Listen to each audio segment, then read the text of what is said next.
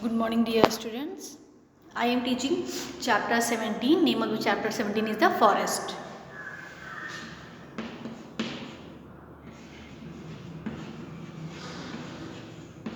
Forest. Today we will discuss about food chain. Today we will discuss about food chain. Question is arises here, what is the food chain? What is the food chain?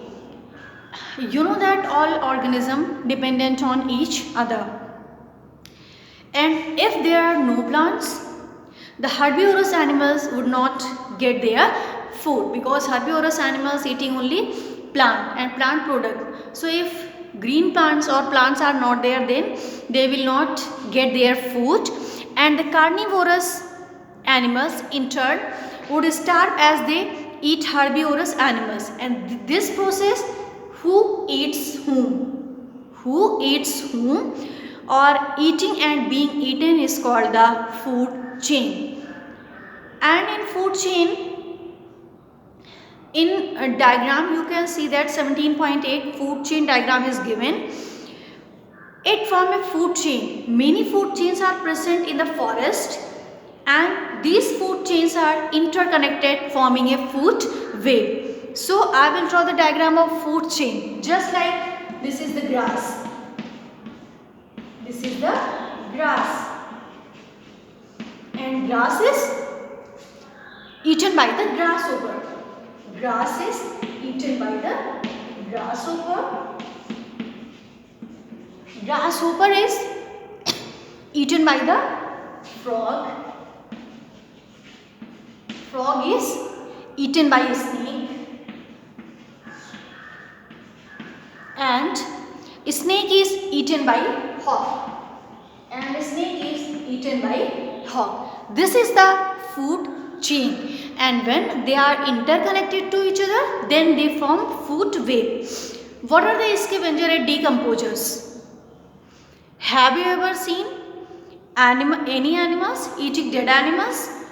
You might have seen vulture or crows eating dead animals, and such animals are called the scavengers. Some insects are also scavengers. Dead plants and animals, fallen leaves, leftover food material rot after some days, and this process of rotting is called decomposition. And you know that certain living organisms like bacteria and fungi help in this process, help in the rotting. Then such organisms are called the decomposers, and decomposers break down the organic matter of dead organisms and then it into the simple nutrients in the soil. So from the soil, the nutrients are again absorbed by the roots of plants, and in this way cycling of nutrients takes place. Thus a forest is a dynamic living entity, and it consists of living organisms of different kinds performing different roles. So balance in nature.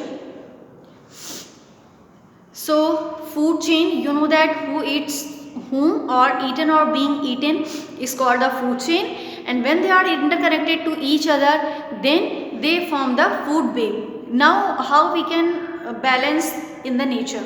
For a living thing to survive, you know that it must exist in a certain proportion and allow other living things to exist, and living things cannot afford to exist without any check.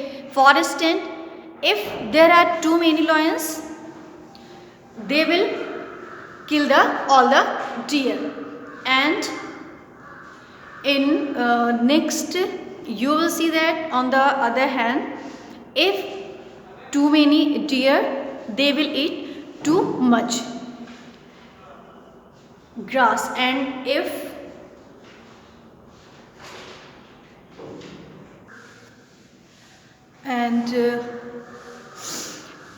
on the other hand, if there are too many deer, then they will eat too much grass and not leave any grass for other animals.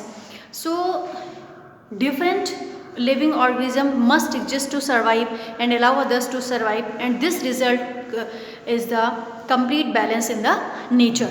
Now, dependence of animals on plants.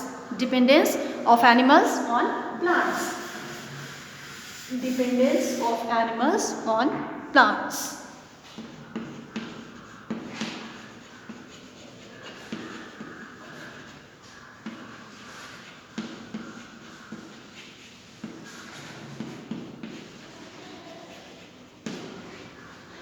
Dependence of animals on plants. So you can see that animals dependent on plants in different ways, in various ways. First one is the for food, and second one is the for oxygen, for food, for oxygen, for shelter. Dependence of animals on plants.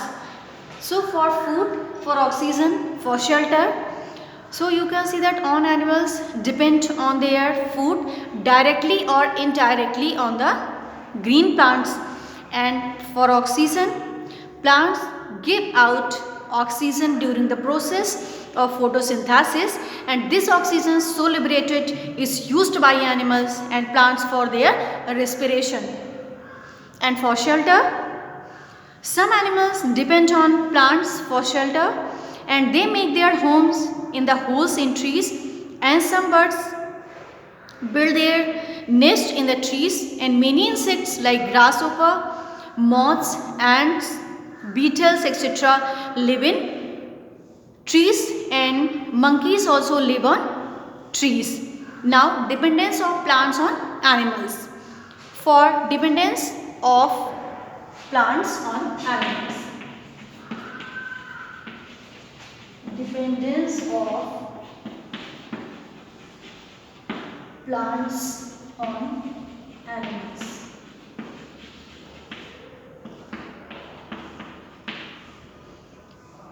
For CO2, for carbon dioxide, and for pollination,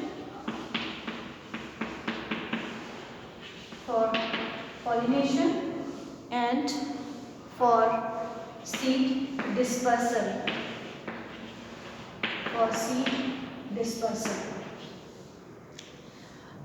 Dependence of plants on animals, and plant dependence on animals for the carbon dioxide, because plants need carbon dioxide for making their food by the process of photosynthesis.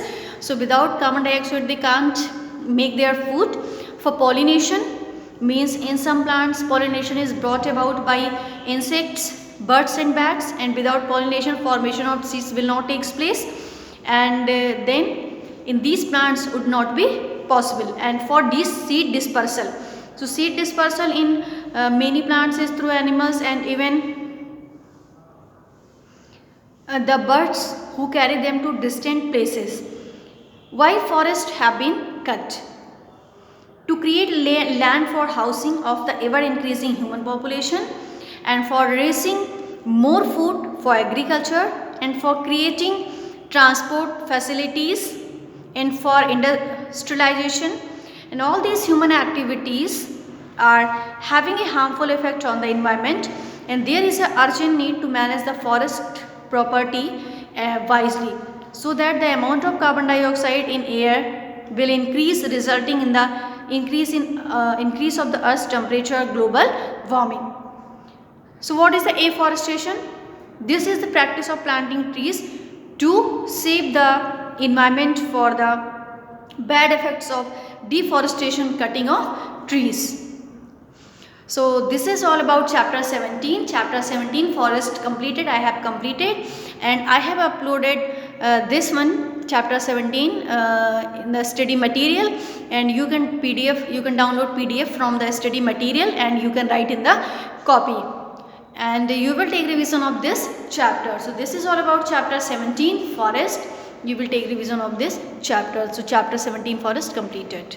Next day I will start chapter 18 wastewater management.